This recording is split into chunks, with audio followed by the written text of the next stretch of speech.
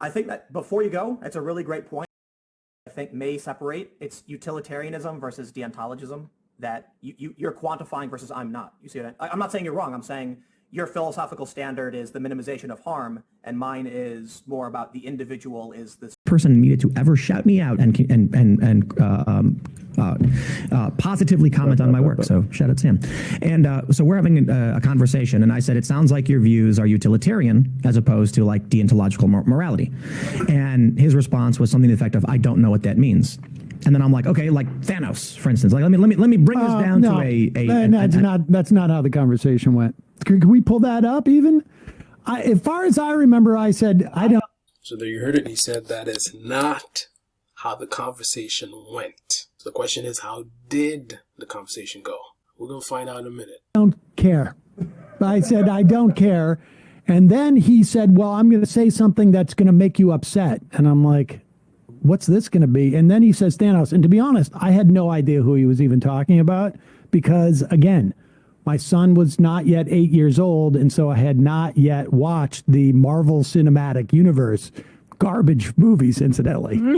But, and I think I said, I don't care about that either. And ever since, he's been incredibly upset because... It was a little embarrassing. Do we have it? Yeah. Let's see if we can find that segment, because I think it's very telling about Tim's psychological issues that he is, oh, look how young I looked. And who photoshopped his face? Oh, that's okay. Yeah, go. So, for instance, like Thanos was utilitarian, and Captain America was deontological. I didn't. So Thanos willing to reduce the suffering by killing, hundreds of trillions, versus the thousands of trillions, which would be living better off. So, yeah. So for instance, no, this is not it. This is not the. All right. Well, you do say I don't care. So he says that is not it. Is that correct? Stay tuned. Yeah. So for instance, no, this is not it. This is not the.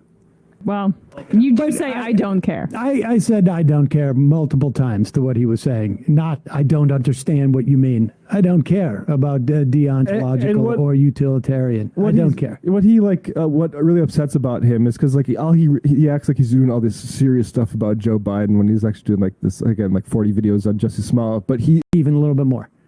Because I will tell you something you won't like to hear, though. I'm willing to sully myself if that's the outcome. But I'll tell you something you're not going to want to hear, and I admit it's I'll call it dickish. Utilitarianism is typically the villain in most movies. I don't care. Yeah. So for instance, like Thanos was utilitarian, and Captain America was deontological. I didn't. So Thanos willing to reduce the suffering by killing hundreds of trillions, versus the thousands of trillions, which would be living better off. So comic book movies. I'm not having to kill anybody. I'm just voting and choosing. I mean, if you vote in favor of somebody who's going to build a concentration camp, you are. Oh, this is what it was about. It was about my saying I'm going. I say let's hear the video for ourselves and see whether Sam said he doesn't understand, or did he just say he doesn't care, or did he say both?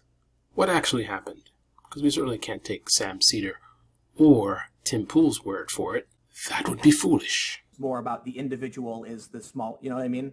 Like, yeah. I'm curious about the second part of that. You said, you know what I mean, because I really don't. Oh, so there's the two philosophies about feeling violating the ethics of an individual is violating ethics regardless, and yours is minimal is the small. You know what I mean?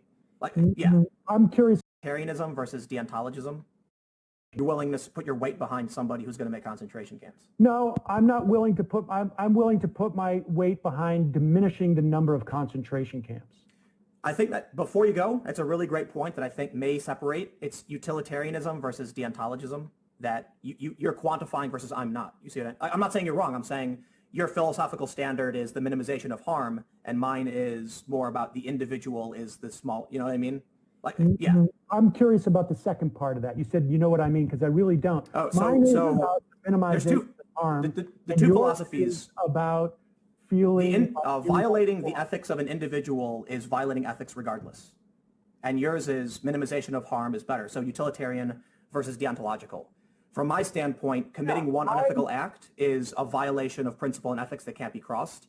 But I will admit, there's not like a hard line. I think that is silly, to be honest with you.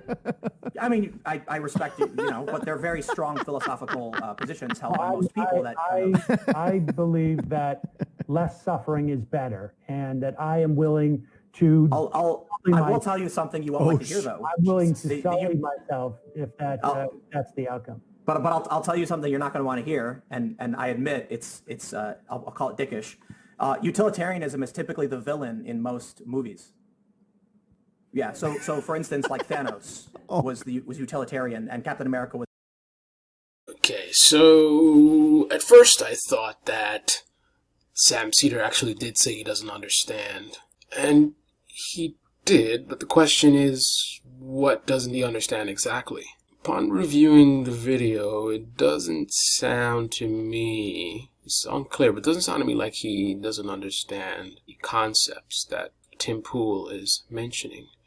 I'd be surprised if that's the case. Sam Seder is not a big fan, but he certainly is very politically knowledgeable, shall we say. And he's just the type of person that I would expect to know these types of things. But that's just an assumption. But based on actually what was discussed, it didn't sound to me like he was saying he didn't understand the concepts. It sounded to me like he didn't understand what Pim Tool was talking about, right? You could be aware of the concept of a straw man argument. And I could say to you that your argument is a straw man, and you could be confused as to what I mean by that. And what you're confused about could be not that you don't know what a straw man is, but you don't understand my characterization of your argument as a straw man argument, right? You know what a straw man argument is, but your confusion is, how on earth do I come to the conclusion that your specific argument is a straw man? In this case, you don't see your argument as a straw man, and you can't even fathom how I could see it as such. So what you're confused about is what I'm trying to communicate, not the specific, philosophies or concepts that I'm mentioning, right?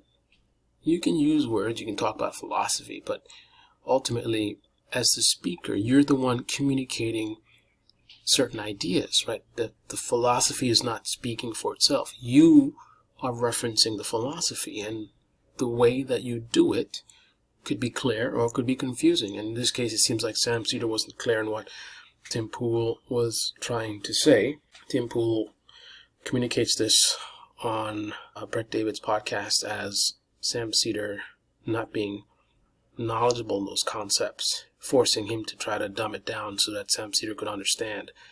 The idea that a bonehead like Pim Tool would have to simplify something like this is kind of ridiculous. Now, if it was something regarding guns or some other topic that Sam Seder is not proficient in, perhaps, but Pim Tool having to simplify, any kind of political or philosophical, concept to someone like Sam Seder or anyone who is in this business that has any level of proficiency and experience. Sam Seder, I look at him as he's clueless to me digitally. Many, many times I hear him on the show just completely oblivious to things happening in the digital in terms of even knowing who the big players are in this business that he's in, right? Like, I wouldn't be surprised if he doesn't know who the Hodge twins are, or, maybe the main players on the Blaze. I mean, if you're doing this for a living, this is the business you're in, to not know the major players, especially when he's commenting a lot on right-wing media, that's just oblivious. But he's very knowledgeable in the traditional space in terms of, outside the digital world, let's just talk about politics and, political terminology, political strategy, I may disagree with his ideas and strategy, but he certainly seems to be very, very well aware, seems to be very, very well read. It looks to me like he's somebody who I would assume a high-level education, assumptions on my part. If he hasn't had a high-level education, he's certainly well-read, very experienced. Tim Pool is not a complete idiot. He plays one on TV, but I would not ever suggest or entertain the idea that Tim Pool would need to school Sam Seder on anything non-digital. Digital for sure, right? Maybe Antifa's been doing a bunch of craziness. Tim Pool, being the right-wing grifter that he is, the grift being right-wing, not him, knows a lot about Antifa's antics. I wouldn't be surprised if Sam Seder could easily get blindsided by that stuff and not know what Tim Pool is talking about, and Tim Pool having to break it down for him. But philosophy? Nah. Anyway, that's my view on what happened. You tell me what your thoughts are. But I don't think Sam Seder was confused about the terminology. He was confused about what Tim Pool was trying to say, what his point was. And I think it's humorous how Sam Seder really didn't give a flute about Thanos or any of the stuff that Tim Pool was talking about. I'm pretty sure that hurt Tim Pool's feelings because he probably felt like he was making good points and he's sounding intelligent and all this kind of stuff. Beanie Man strikes back, and for Sam Seder to just completely just toss all of the stuff that he's throwing at him, just like, I don't care. Well, whatever, dude. Imagine someone trying to piss you off and they're yelling and screaming and insulting. You're this, that, your mother, this, and after like a 10-minute rant, you look them straight in the face with no emotion and you just say, okay, and just walk away. That is what I feel like happened to Tim Pool here. He's saying all this stuff and he feels like he's making a point and he feels good about himself, and then Sam Seder just completely deflated it. I think it hurt his feelings a bit to some degree, and perhaps it still hurts his feelings because he's still talking about it. That's my view. What's yours? Comment below.